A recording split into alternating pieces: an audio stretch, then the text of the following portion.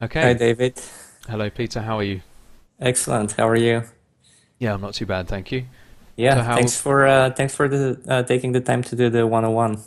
Yeah, no problem at all. Yeah, excellent. So how have you been getting on? That's a new track for me. I never drove on Mid Ohio before. So I used Marty's replay. I watched it a few times before I even got on the track. And I think just watching the replays, I sort of learned at least the first half of the track. And I was really getting lost into the long series of corners in the second half. Hmm. So I decided I would just go at it and drive a little bit. So I think watching the replays, I maybe watched the replays at least 5 times. I think that definitely helped me uh, just just learn my way around the track faster than typically Yeah. I would. And I was surprised I actually didn't run off too much and was Okay. mostly on the track. So I think the replays definitely help. Yeah. It definitely helps to watch them a few times before actually Absolutely. driving the car. And I was happy, I think, within a couple of sessions. Actually, my very first session, it's not recorded here. For some reason, it didn't upload. Oh. But I had another session, and then I was surprised that I was fairly quickly up to speed, and then I Hmm. pretty much hovered around the same lap times. Maybe my averages improved a little bit. Okay. Um, and then for a few sessions, I was just poking around the telemetry, trying to see what I should do differently. And I think it took me a few sessions to actually get improvement in sectors 2, 3, and 8. So that's the first and second turn, and then the last turn before the start finish line. Yeah. So I think I finally sort of got a sense of what I should be doing, but I definitely want to hear your thoughts, and I'd like to discuss how to tackle those corners. I think with my current driving style, I think I've sort of maxed what I can do, Yeah. and I need to change something more significantly to be able to go faster. Okay. I mean, I'm looking at your sessions here. The way you've sort of scheduled your driving is definitely optimal, I would say. Hmm. So you've pretty much done 2 hours, no more than 2 hours in a single day, and Hmm. you've spread that out over 4 sessions. So that's Hmm. good. Also, your lap times, your pace in general is. I've not actually looked at your driving at all until today, and I've not seen Hmm. the tutorials that you've had or the sessions that you've had with Hmm. Martin and Renz.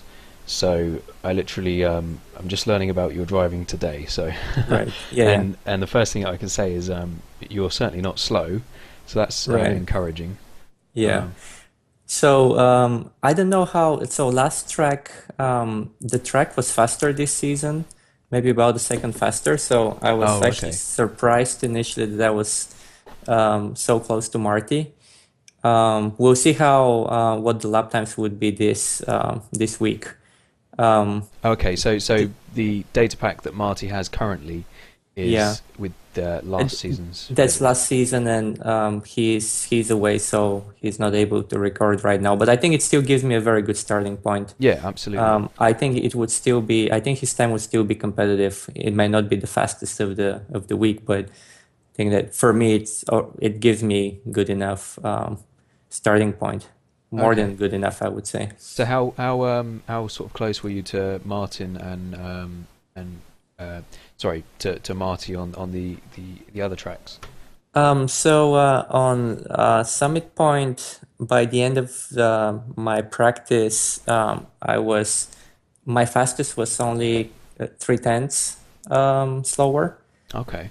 And last week on Zandvoort, I actually was faster, but I think that was due to the faster track this season. So Okay. um, I mean, Nice. it took me a while to get there, but yeah, at first I was slower, like I think over a second. So I had a lot of improvement on Zandvoort. That's awesome. Yeah, excellent. That's really good. Um, and you also made a big jump as well in your most recent session, so that's good as well.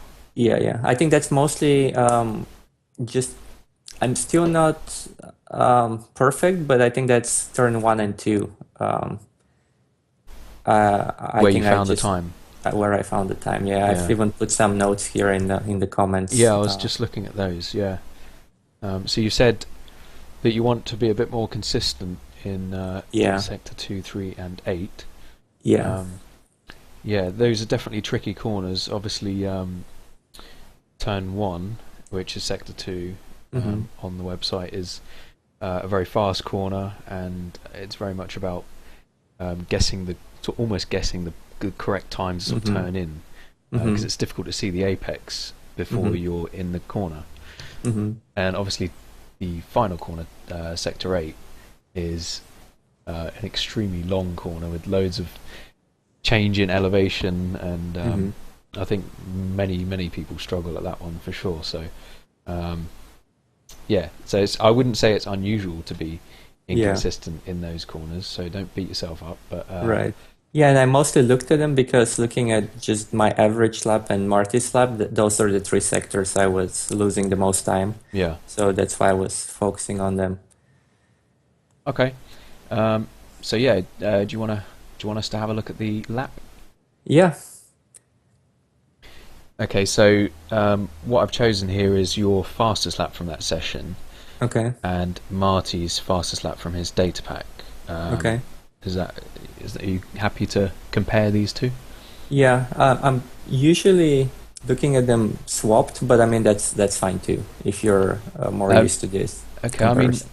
I normally have it this way because we're analysing, well, more so for the throttle and brake Got it. Got it. inputs. Okay. Yeah. Yeah, You can see let's that. leave it this way. Yeah, are you sure?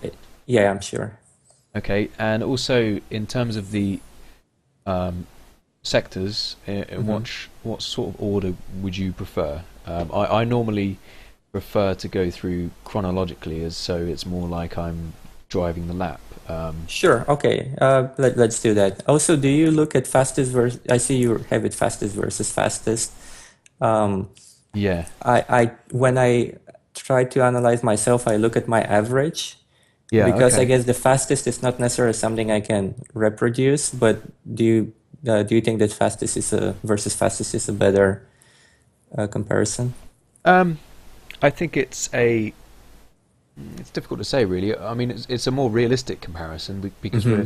we're looking at a lap that you Yeah. drove from start to end. So Okay. we're going to see areas where you performed well because it was your Yeah. fastest lap, and Yeah. probably you might not have repeated those areas anywhere else, and they were really good for you. But then Yeah. it's still likely that there's going to be areas where you weren't quite as quick. So Got it. Okay. um, Okay. Let's do that, and maybe.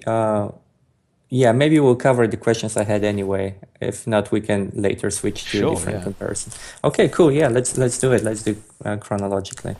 Okay, cool. So let's start obviously at sector 1, which is always uh, the basically the the distance travelled towards the first braking zone Right. as you Yeah. cross over the start line.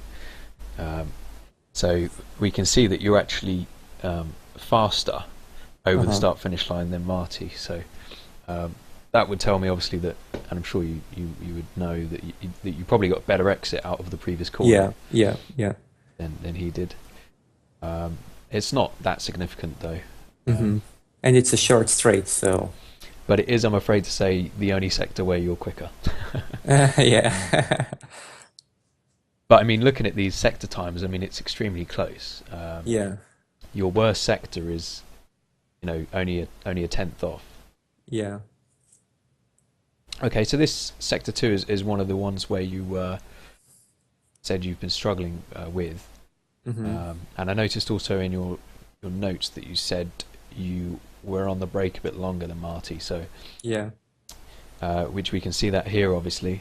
Right. Um, when I was looking at the telemetry earlier, I noticed that in general, Marty has a very animated style with the Mm-hmm. pedals, Yeah. um, especially the throttle pedal. He Yeah. certainly likes to play around with that. a Yeah. lot. I think here at least one of those blips is when he changes gears, he blips the throttle. So that's probably one of those. You think this Um, here? yeah, probably. Possibly, yeah. I know in the skip barber, if you use too much throttle during a gear change, it will engage the drivetrain too much with too much torque. So Hmm. you won't always get the downshift, but with a little bit of throttle, Hmm. it can help Yeah. reduce the braking effect of going down a Hmm. gear. So he's obviously done Yeah. that quite nicely. Um, it's also And interesting. I'm not used to this style. What I do is I just downshift under braking. Yeah, Um, and especially if I'm going mostly straight, then it's no problem. But sometimes, especially this turn, if I downshift at the right time or I haven't slowed down enough, I don't know exactly what it is, but then I definitely feel the transmission when I change gears, like just losing the balance a little bit of the car. yeah, oh yeah, for sure. If you're downshifting um, whilst carrying a lot of speed in, and you're turning the car quite hard as well, it doesn't take much more to just put the tires over the edge, Hmm. and then obviously you're going to be probably experiencing oversteer with it being rear wheel drive. Okay, so in terms of how you actually approach the corner on this particular lap, Hmm. we can see that initially in the initial braking phase, because you've your initial application on the brakes is quite gentle compared Hmm. to Hmm. Martti. Martti's quite Yeah. aggressive initially Yeah. on the brake pedal, and he therefore slows the car earlier than you. Hmm. And also notice how he carries the car out wider. In Hmm. the beginning, the entry phase of the corner, he Yeah. leaves the car out wider than you. Yeah. Um, and because you've basically allowed yourself to brake that bit later, Hmm. what you've had to do in order to not miss the apex is you've had to Yeah. Right. continue holding the brakes, which is what we're seeing Hmm. here. Hmm. And we're seeing that relative to Marty, you're overslowing the car Yeah. quite significantly, Yeah. and obviously that's compromised your exit quite Hmm. badly. Hmm. We Hmm. can see that even though you get on the throttle earlier than Yeah. Marty, because you've slowed Hmm. the car down so much prior to Yeah. the apex versus him, Hmm. you're always catching up and Hmm. never quite with him. Yeah. So I would say in general, um, you probably want to brake a little bit, just fractionally earlier, Hmm. and that will allow you then to carry a bit more. That will then allow you to come off the brakes Hmm. as you start to turn in, and that Yeah. will allow you to carry more speed into the corner and through the corner. Yes.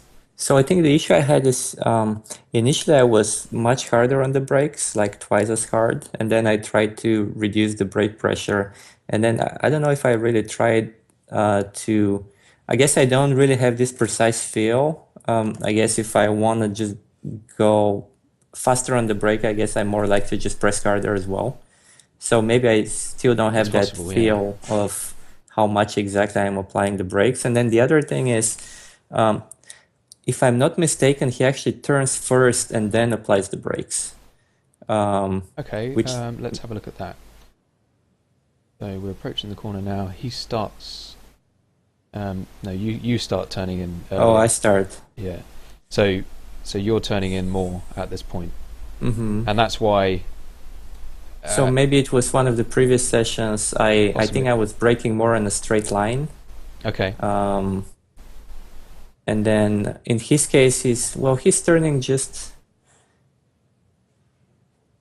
he He's starts turning while he's still he's braking. turning more now. Yeah, Yeah. because so you've turned more initially, Hmm. which is why in the entry phase of the corner you're on a tighter line.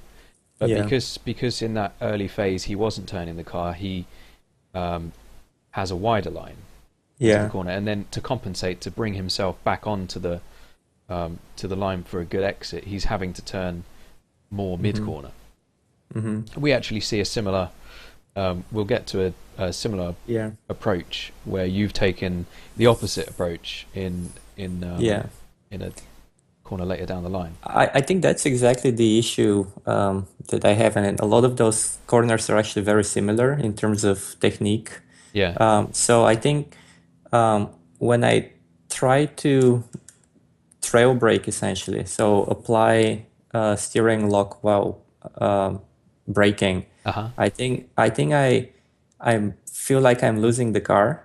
So I Yeah. think my sort of workaround is I start to turn a little bit early.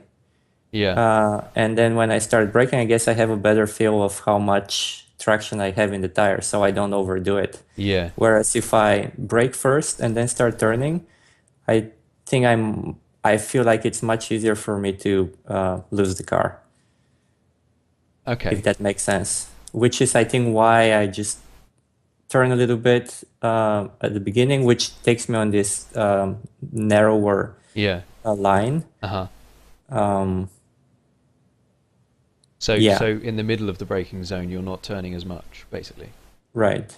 Yeah. And which I guess makes sense. Then I feel like the car is more stable because um, I'm not turning the wheel as much, and I might be applying the same brake pressure, so I'm not overusing the tires. Yeah.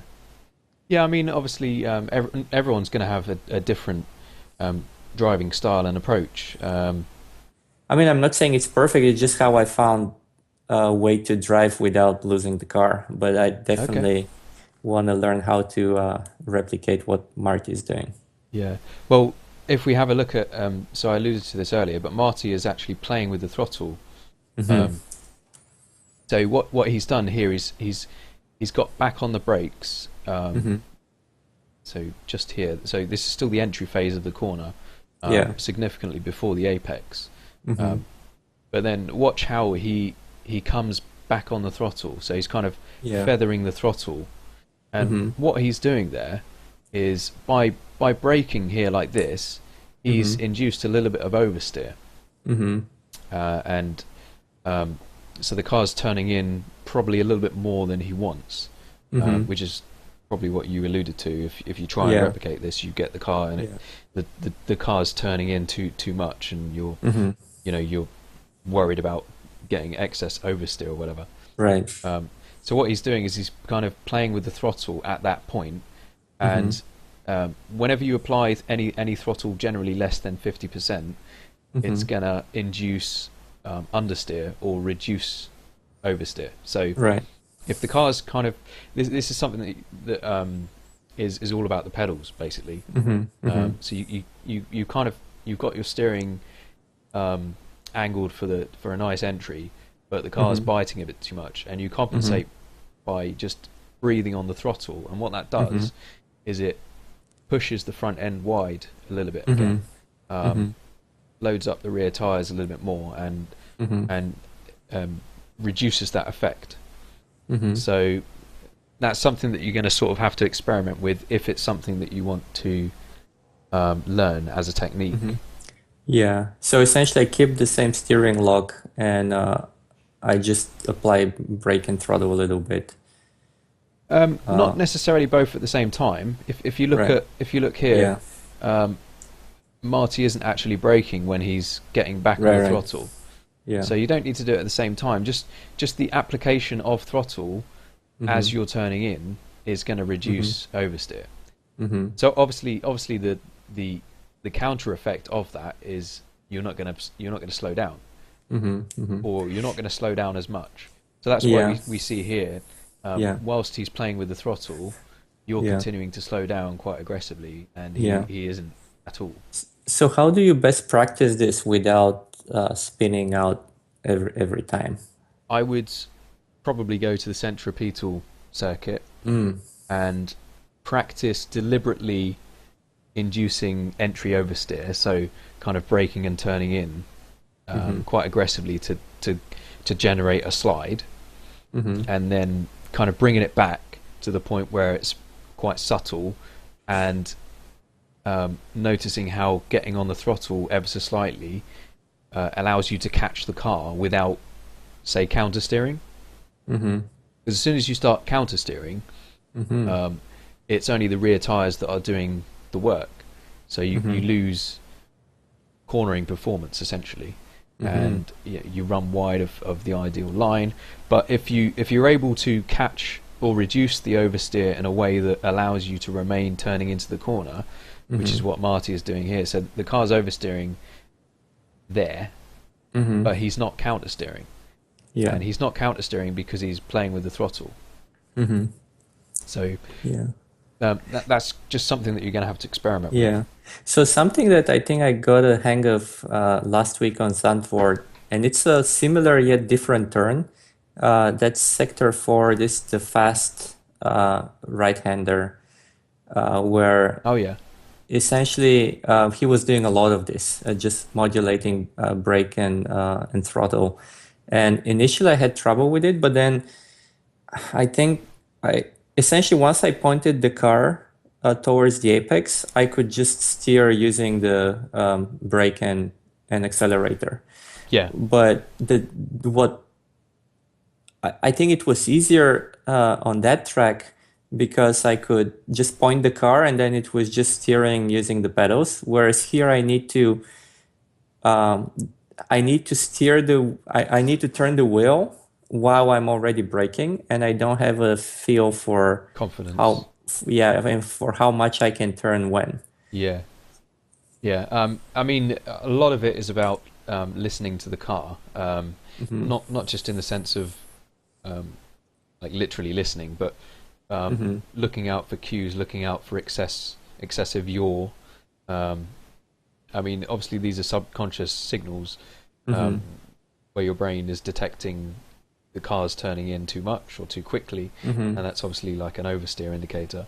And also you can feel it through your wheel. If the wheel wants to countersteer by itself, then that's obviously oversteer. So essentially you're just going to have to react as soon as these things become apparent, and then obviously over time you'll be more aware of it subconsciously without even thinking about it. But the best way is to practice on the centripetal circuit, and you know, because then you're not going to crash. It's okay to spin the car or whatever. And you can get a really nice feel for. I mean, the top drivers, what separates them from average drivers or even good drivers is the ability to cope and be comfortable with a car that is on the edge of losing control, essentially. That's where you extract the maximum time. And the Skippy is quite a forgiving car, so it's certainly a car where you can approach that area without instantly losing the car. There is a window which you can work with. So okay, so if we go to I mean, have you got any more questions on that, or are you okay? No, I think they're similar, so I think we'll cover it again, again, we'll cover. Okay. And obviously I'm conscious of the fact that we're only on sector 3 and right. a third of the way through, so I noticed on sector 3 that what Martti does, if we just have a look at the line, the racing line here, is he allows the car to run wide of the apex relative to you, mid corner. So we see that. So that's the first major thing that I noticed. I'm not even looking at these at the moment. I'm just looking at your line. And the other thing is, he comes from a wider initial angle into the corner, which is similar to turn 1, where you were a bit tighter on the entry phase. So that's a similarity. But the more significant thing to see from this is how Martti has allowed the car to run wider mid corner and prioritize a good exit. So we can see here that from this point, to the end of the straight, Martti's gained a significant amount, 1/10 of a second, basically. So that's basically about corner prioritization, where he's he's approached the middle of the corner with the exit in mind, Mm-hmm. and he's had to sacrifice some mid-apex speed, Mm-hmm. which is why from here to Mm-hmm. here you gain Yeah. on him quite significantly because you're carrying more speed. Yeah. Right here, you're Yeah. carrying 6 kilometers an hour more speed. Yeah. But if we just go to the very beginning then and have a look at that, so we can see that the braking phase is quite similar. We can see how the cars are quite evenly matched. Mm-hmm. His initial application on the brakes is more aggressive. Mm-hmm. I'm not saying that's something that you should replicate. It's just something that he's comfortable doing, Mm-hmm. kind of stamping on the pedal initially. Mm-hmm. I like to do that as well, just because the the initial braking phase is the area where the tyres are least likely to lock up.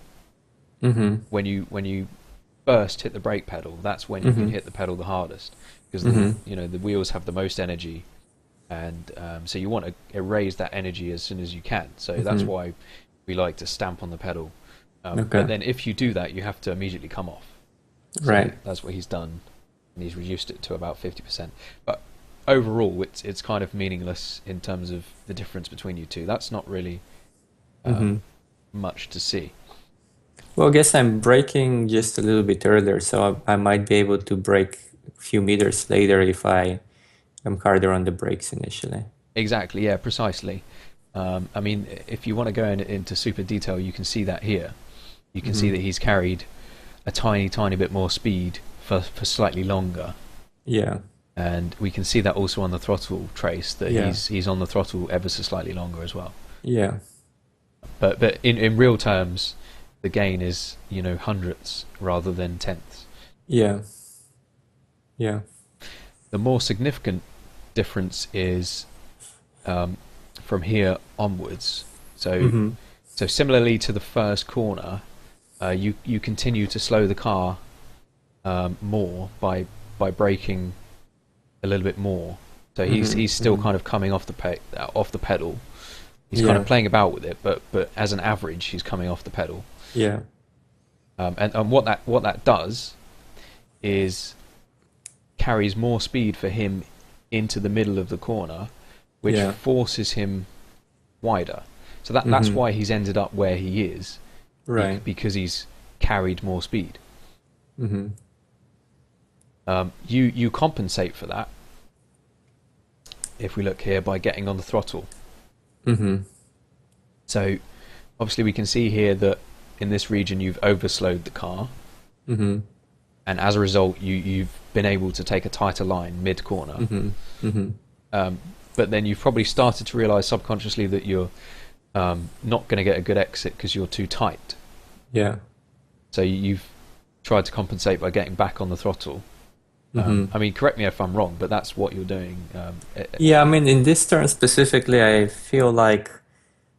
guess I feel like I'm too much into the curb, but it's too early to go full throttle. That's why I give it a Yeah. couple of taps. Yeah, exactly. So you've gotten back on the power just to push it a little bit wider, because Yeah. that's where you need to be to then get a good exit. Yeah. So as a result, in the middle of the corner, you win back some of that time, Mm-hmm. which we can see. But then if we carry it through, Mm-hmm.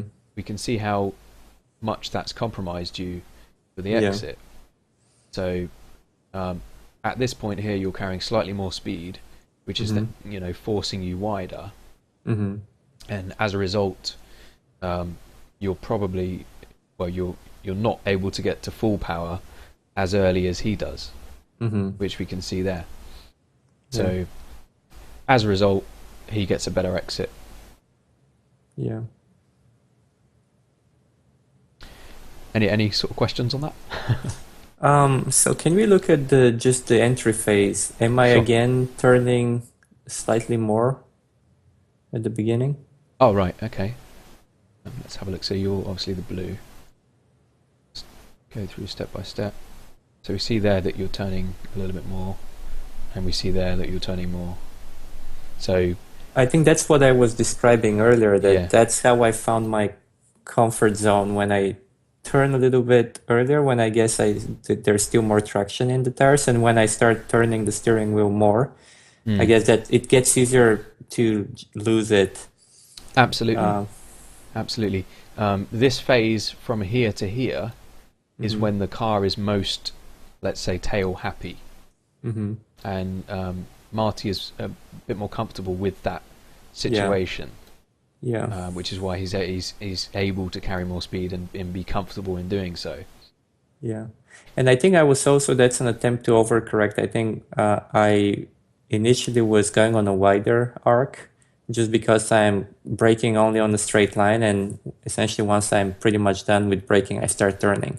Yeah, So I guess I maybe overcorrected a little bit. possibly. Yeah, So I yeah, should try to stay more straight, and then the moment I begin to lift off the brakes, then more gently turn in. yeah, yeah, yeah, and sort of come off the brakes a bit more. Hmm. So you've you've gotten on the brakes, or you've remained on the brakes a bit Yeah. too much in the secondary braking phase. Yeah, I think that's because of the second downshift. Since I don't flip the throttle, I guess if I'm not on the brakes long enough, then I'm not able to downshift properly. Possibly, yeah, yeah, Yeah. yeah. Okay, so you happy to move on? Yep. Cool. This obviously the next corner is the beginning of a sequence like no other section really in on any circuit where Hmm. you have 5 or 6 corners all connected Hmm. up Hmm. without any sort of straight to speak of in Hmm. between. Hmm. So your line through one is going to impact your line through the next Yeah. one and the next one, etc. So if you get the beginning wrong, it kind of sets you up for Yeah. Yeah. it's hard to get back on track, Hmm. so to speak. Okay, so if we just have a look again at the line, now we can see a different story this time. Hmm. Hmm. So previously we saw that in the latter entry stage of the corner you were tighter. Yeah. This time we see the reverse. Hmm. We see that Marty is tighter, um, and he's probably turned in slightly earlier, so he's starting to turn in now, basically. Hmm. Um, Obviously, this is already the braking phase. Hmm. Um, so we can see first of all as well that he brakes later than you, Yeah. probably as a result of being comfortable with braking harder, Hmm. like faster. So Yeah. obviously we looked at that before, that the way that he's Yeah. happy to sort of stamp on the pedal, Hmm.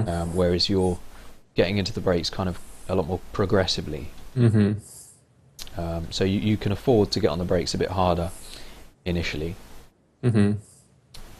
and that will just allow you to brake a bit later, Yeah. like he's done. But then this phase here is quite interesting because at this point you lose quite a lot of time.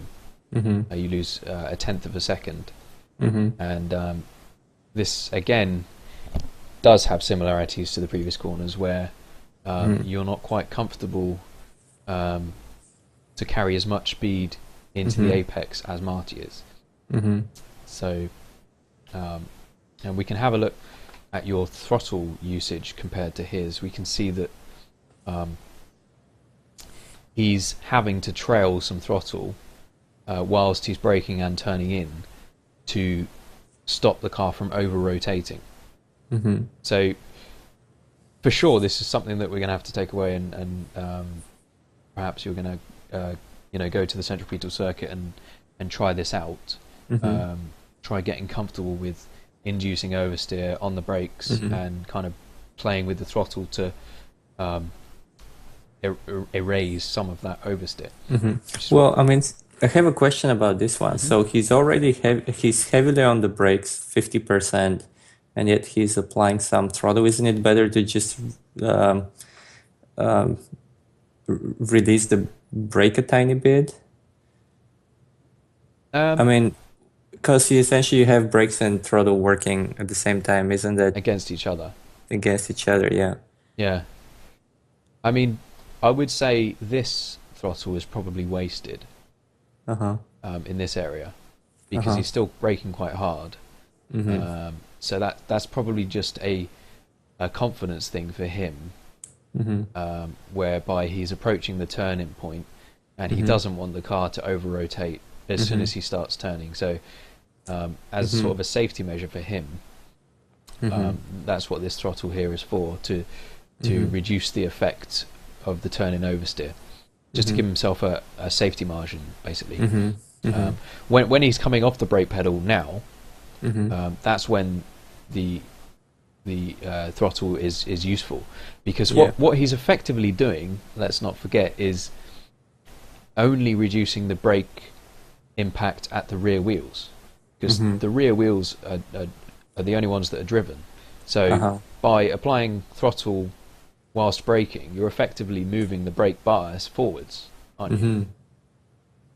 So Mm-hmm. he's doing this in a like on the fly sense. So he's doing Right. this dynamically rather than just moving the bias forward in the garage and then potentially Mm-hmm. Got risking it. locking up the front wheels, say here, under heavy braking. Mm-hmm. So that's effectively what he's doing, taking the braking force away from the rear wheels, Got it. which is also going to reduce oversteer, obviously. Mm-hmm. All right. So yeah, something that works quite well in the skip barber, Mm-hmm. and something that definitely rewards left foot brakers. I assume you do left foot brake? Yeah, I do. Okay. Okay, so just to carry on then, so he's got a tighter line on the entry, he's carrying more speed into the corner, and as a result he's given up his line for the exit. Mm-hmm. So his exit line is suboptimal, let's say. Yeah. Mm-hmm. The complete reverse of the previous corner, where he sacrificed this area of the corner by being wider to cut Mm-hmm. back on the inside to get a good exit. The reason that he hasn't done it this time is because the entry of this corner is a lot more profitable in terms of time to be found Mm-hmm. than the Mm-hmm. exit, because you have no Mm-hmm. straight.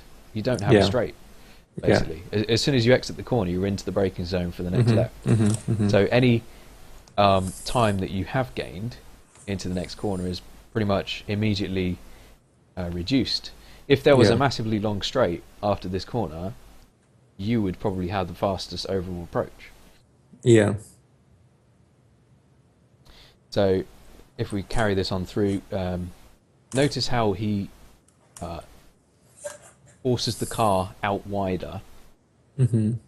for the uphill left-hander, which gives him a wider entry line. Mm-hmm. The complete opposite of the previous corner. So Yeah. again, you've got opposite approaches for two different corners, and as a result, he's carrying much more speed at the apex. We can see there it's 8 kilometers an hour. That's that quite big. Exactly. Just as a result of turning the car less, this, if you were to look at the radii of these two Mhm. traces, you would see that he's turning less. Mm-hmm. So he's able to carry more speed. I'm conscious that we have about 25 minutes left. But yeah, do you have any questions on that? No. Okay. So if we go forward, we can also see that he kind of picks up the throttle mid-corner as well. You can see that. Yeah. He's probably overslowed the car on the entry a little bit too much, so he's Mhm. compensated by picking up the throttle. Right. So it's all about having the awareness and being able to compensate on the fly, because sometimes you get the entry to a corner a little bit wrong, and then you have to compensate slightly to auto correct yourself. Mm-hmm.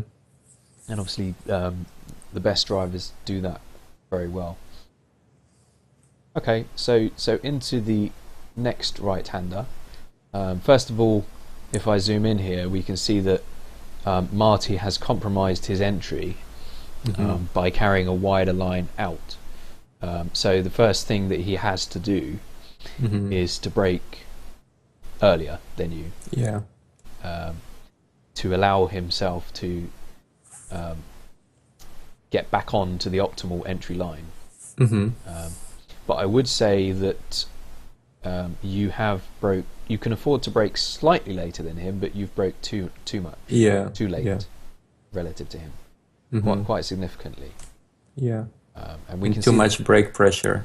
too much brake pressure as well, especially when you consider that you have a more optimal entry line. So Mm-hmm. your line is better suited to the entry. You can afford to brake less, Yeah. if Yeah. anything. Mm-hmm. So you've overslowed the car too much, and we've seen this quite a few times where Mm-hmm. from the middle point of the braking zone to the apex is where you're Mm-hmm. losing time, and you're not quite happy to carry as much speed at that Mm-hmm. point. Mm-hmm. So certainly you can afford to brake earlier and then carry more speed into the apex. And if we just Mm-hmm. take that through, um, you can see also how your later braking has put you on a wider Mm-hmm. line into the corner, and in order to get back on, in order to make the apex, you have to Yeah. obviously slow the car down more, Yeah. to turn the car more to get back onto where you should be. Mm-hmm. It's not all bad though. Your approach has given you a much better exit, especially in terms of line. Mm-hmm. So by doing your turning from a wider entry, you've obviously cut back for a much tighter exit, and that gives you a much more manageable line through the tricky. Mm-hmm. Um, don't really know what to call it, like an S. Mm-hmm. Um, so you can see here that you're carrying more speed Mm-hmm. because that's all because of your line basically, Yeah. and we can Mm-hmm. see that Marty has to lift. Yeah. But he's changing gear as well, but that's quite a big lift. Mm-hmm. Probably more so than would be normal to change gears. So Mm-hmm. yeah, so you've won some of it back on the exit, which is good. Mm-hmm. Um, anything else that sort of concerns you about that, or Um, I guess I've seen it in his replay and your replay that you guys clipped the yellow curb a little bit, but not too much. at which point? The second one, or So here, or here? yeah, previous one. So So next one. the No, yeah, apex, the next one. the Yeah, next one here. yeah, this one. Yes. Okay, zoom in. It's difficult to see because I don't have maps Yeah, turning. yeah, yeah. But I assume that there's a curb here. Yeah, there's a curve there. Yeah. Yeah, that's just going to be about confidence. Presumably, if Marty is doing that, then you can get away with it. Mm-hmm. Obviously, you generally you do want to take the tightest line that you can get away with. Mm-hmm. Obviously, curbs have a compromised shape in terms of grip that you're going to get. Mm-hmm. They're quite heavily negatively cambered, so they kind of like to throw you off. That's what they're designed to do.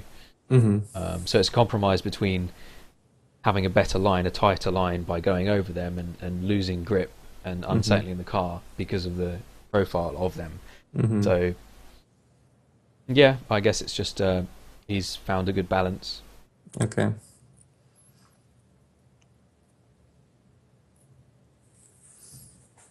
But I mean, certainly the way that you've approached that is a safe way. It's going to allow you to be more consistent, I would say. Mm-hmm. It's more risky to carry as much speed out of that corner as Marty did, because he's Mm-hmm. compromised his line slightly, and is having to attack the curves a bit more, I guess. Mm-hmm.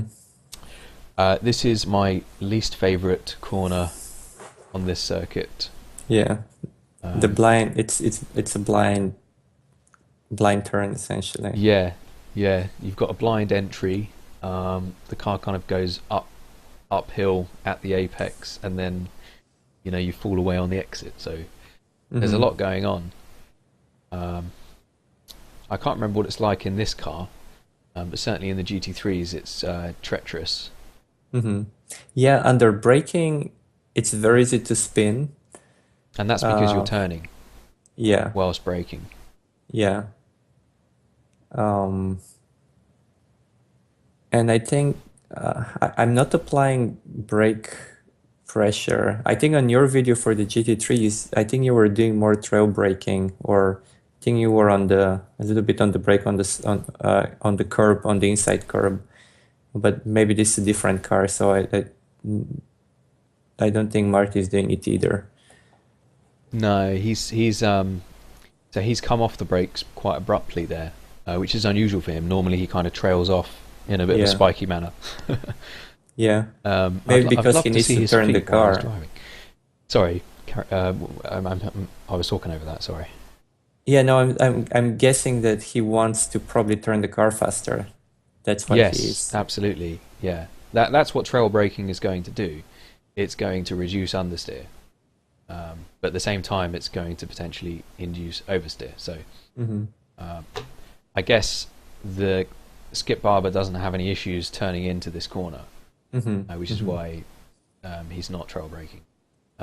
With the GT3s, the car is set up to be a little bit more stable, so you have to Mm-hmm. work the brake pedal a little bit more to get the Mm-hmm. car to turn in, because it's safer to have a more stable setup. But Mm-hmm. with the Skippy, it's because the car's so forgiving, you can afford to have a nice, loose, unstable setup. Mm-hmm. Okay, so um, in terms of obviously how we're approaching this corner, so we can see again that um, you're braking more than Mm-hmm. Marty is. So in terms of the initial um, uh, zone, we can see that you're overslowing slightly relative Mm-hmm. to Marty. Mm-hmm. But this here, from here to here, is quite unusual for you. Mm-hmm. What we're seeing is you carrying more speed from the middle of the entry phase to the apex. Mm-hmm. Mm-hmm. So pretty much everywhere prior to this, it's been the reverse. Marty's been carrying more speed in. Mm-hmm. So I guess that's a good thing to see. We can Mm-hmm. certainly see that you've gained a lot of Yeah. time in doing that, and Marty could probably Mm-hmm. find a bit more time in doing that as well. Mm-hmm. Um, he's not quite bled off the pedal Yeah. as much as he could have afforded Mm-hmm. to. So he's Mm-hmm. been a bit conservative by holding on the brakes for so long. Yeah. So that's good on your part. But what he has done is set himself up for a better exit. Mm-hmm. So by allowing the car to be wider throughout the Mm-hmm. entire entry phase, has forced him to have to slow the car more right here. So Mm-hmm. obviously from here to here, he's wide of your line, and he's having to bring it back onto the line. So Mm-hmm. he's going to have to turn the car harder and therefore slow the car more to achieve that. Mm-hmm. But then he's rewarded on the exit. He's Yeah. able to cut back to the inside, get onto full power earlier than you, Mm-hmm. Mm-hmm. and we can see how he's carried that through. And it's certainly a corner where you can win time on the exit because of the Mm-hmm. long-ish straight. So obviously all of the corners previous to this Mm-hmm. have, apart from the hairpin earlier, Mm-hmm. Mm-hmm. have had basically no straight Yeah. afterwards. Yeah. So this is certainly an area where you can prioritize the exit more. Yeah. Mm-hmm. Um, yeah, a compromise between the two approaches is going to be the quickest. Mm-hmm. Okay. Excuse me.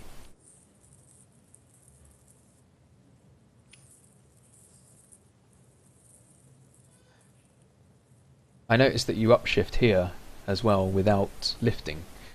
Mm-hmm. Do you use the He, clutch sometimes? yeah, so sometimes I upshift by lifting off the throttle a little bit, like halfway. and Yeah. sometimes I use the clutch. I think it's more based on comfort. If I'm gripping the wheel and I'm in the middle of the turn, it feels more comfortable. Maybe because I started um, using this new technique recently, but I feel more comfortable pressing the clutch as opposed to lifting off. Yeah. If I'm if I'm like if I want to make sure that the car stays on the same trajectory, I just feel more comfortable uh, pressing the clutch. I guess maybe mechanically it's the same, but just for me, it's something I'm maybe more used to. That's why I fall back to that shifting technique Yeah. if I'm like in the middle of a turn. Yeah. Okay. Fair enough. Yeah, I think when I've driven the Skippy, I've also used the clutch. So I don't think there's much of a difference in terms of um, performance between the two. Mm-hmm. Just Mm-hmm. whatever you're more comfortable with. Mm-hmm. Okay, so into sector 7 then. The I'm afraid to say it, the worst sector for Mm-hmm. you. Mm-hmm. And we can see that this pretty much epitomizes a lot of what we have discussed earlier Mm-hmm. in terms of the confidence to carry Mm-hmm. the speed Mm-hmm. into the Mm-hmm. apex as you're turning in. Yeah. So Mm-hmm. obviously Marty is extremely comfortable with carrying lots of speed and balancing the car right on the edge of grip. Mm-hmm. This is a high-speed corner, probably the Mm-hmm. fastest on the circuit, and we can see that he's broke later than you, less than you, Mm-hmm. and as a result, he's carrying a Yeah. lot more speed into the apex. Mm-hmm. And if we zoom in as well, I seem to remember there's very little difference in line. So, very little difference in line. The only thing Mm-hmm. is he's carrying a little bit of a tighter line on the entry. Mm-hmm. Again, probably because of that extra confidence. Mm-hmm. But so the other thing that we can see is in order to cope with that extra speed, Yeah. you have to be comfortable with balancing the car with the Mm-hmm. pedals. So Yeah. we see a similar situation again where he's Mm-hmm. kind of playing between the brake and throttle to. I mean, here he's probably got too much oversteer, so he's Mm-hmm. breathing on the throttle, Mm-hmm. and then that's switching back to too much understeer, Yeah. so he's breathing on the brake, and then back to oversteer. So he's really Mm-hmm. balancing right on the edge there. Yeah. I mean, so that's the overall theme for this circuit, just balancing the car better in the mid-turn. Yeah, exactly. From say towards the end of the braking zone to the apex, Mm-hmm. he's more comfortable with carrying more speed. So coming off the brake pedal. Mm-hmm. So obviously, while you're still braking quite hard at this Mm-hmm. point, he's already bleeding off quite considerably. Mm-hmm. Mm-hmm. He does have quite a significant lift here, though. Mm-hmm. Probably because he was running out of track. Yeah. So we can see here that he's on a wider trajectory than you, and he has to reduce his speed, and he essentially gets back on to where you were Mm-hmm. with this Mm-hmm. lift on the exit. So Yeah. that's a sign of a lot of confidence. Basically, he's willing to carry lots of speed in, potentially too much speed to even make it around the corner, and then Mm-hmm. just deal with it. Mm-hmm. Mm-hmm. And also, obviously, this lift so late through the corner is going to affect your exit quite badly. But again, it's a short straight, Exactly, so exactly. And we'll see that in the next one. So he's compromised his line slightly into the final corner by running so wide. But I bet when we have a look, we'll see that the first thing that he does is brings the car hard over to the left, which he's done so here. So as we approach the final corner, he's already brought the car back over to the left, quite a considerable amount relative to you. So he's given himself a nice wide entry into the final corner, and then if we just stick with line for the moment,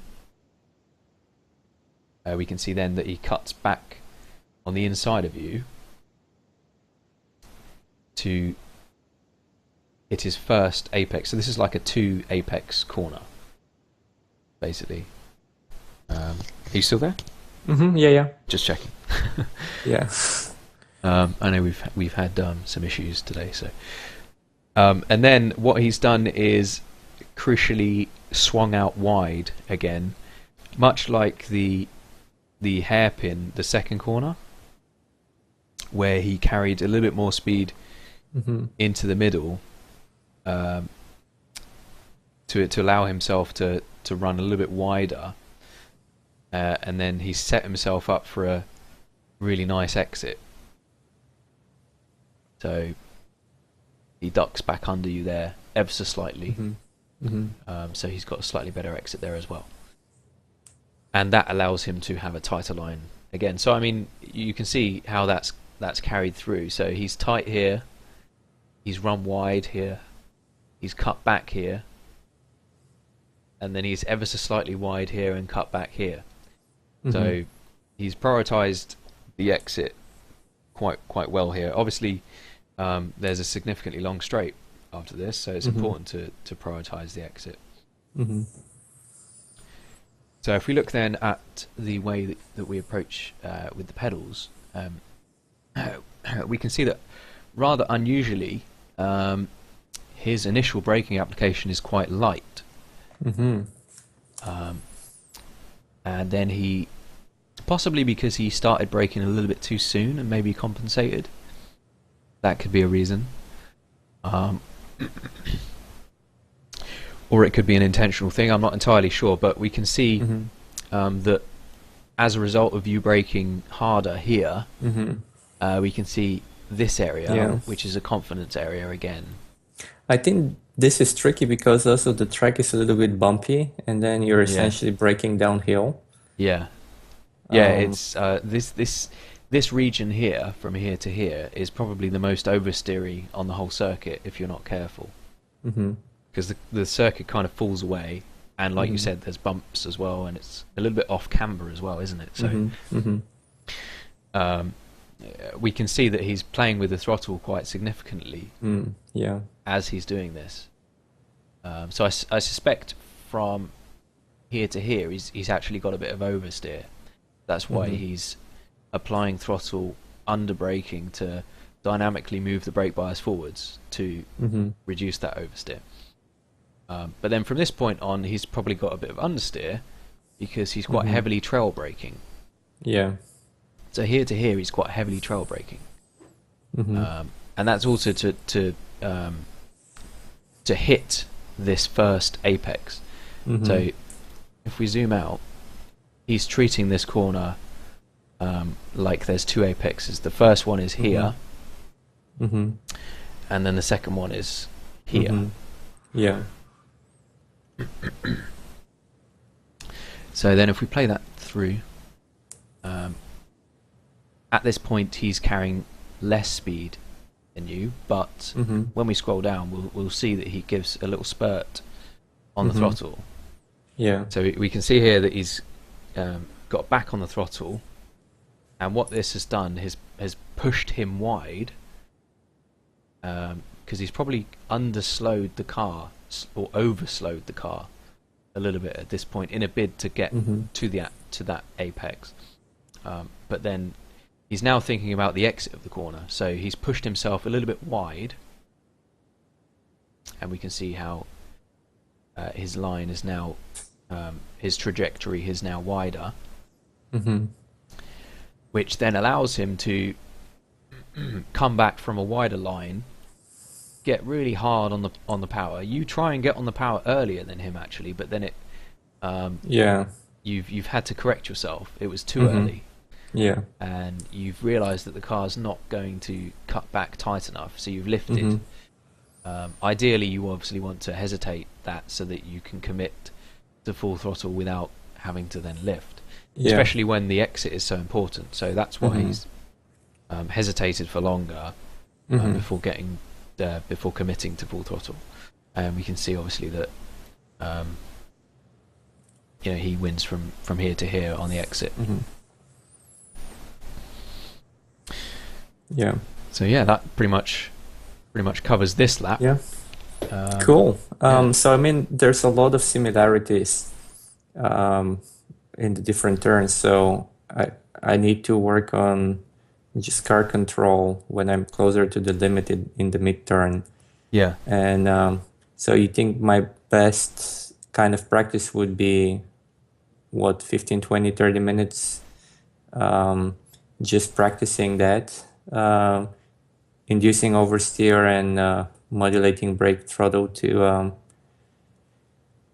get a better feel for to change the balance. To bring the balance from oversteer back to understeer, and vice versa. Yeah, just to experiment with that, so you get a feel for it. Yeah, I would say probably at least half an hour. Okay. So that you begin to recognise sort of patterns in how it's working, and play about with it. At what speed? Does it matter at what speed? I would say you'd probably want to get up to at least 80, 90 miles an hour, maybe faster than that. Obviously, the faster you are that you're breaking down from, the more volatile the situation is going to be. So obviously at lower speeds, it's more subtle. Okay, so I go around the centripetal circuit and go like 100 miles per hour, and then what do I turn the steering wheel first, or do I brake turn? What would be the best way to? Well, if you're simulating a corner, then you probably want to start braking and then turn. Okay. And do it a few times until you get, let's say, a subtle amount of oversteer. So not a huge amount, but enough to be in trouble, and to be in the situation where you have to do something about it. And instead of counter steering, you breathe on the throttle to bring the car in line. You can play about with it. You can over exaggerate it initially. You can try getting completely sideways and getting hard on the throttle whilst you're braking and seeing what that does, and kind of experimenting. Okay, and so this would also give me an opportunity to get a better feel for when I can turn and how much turning induces how much oversteer. Absolutely. And then if I get oversteer, then I would be able to train to counter it with the throttle. Absolutely, yes, exactly, yeah. Okay, that makes sense. Okay, so I'll aim for 30 minutes, and then I'll go back and see if I can apply some of that on the track on Mid-Ohio. Yeah, that would be ideal. Cool. The only other thing that was like a recurring theme in this session was corner prioritization, whereby sometimes you were, say, prioritizing the entry where you've then compromised your exit and you have a long straight, and the other situation where you've gotten yourself a really, really good exit, but there's no straight to benefit from. Yeah. So, and to be fair, I don't think I've ever been paying too much attention to this, but that's a good point too. Yeah, I mean that's going to help you everywhere. Yeah. In any car. Yeah. Okay, excellent. Thanks a lot, David. That gives me a bunch of things to work on. And yeah, I'll keep you posted on the progress, and then maybe later in the week we can do a follow-up, see if I've been able to improve, and if not, maybe you can give me additional tips. Yeah, absolutely. Happy to help, of course. And so good luck in your practice, and I hope it all goes well. Yeah, thank you. Have a good one. You too. All right, thanks a lot. Bye.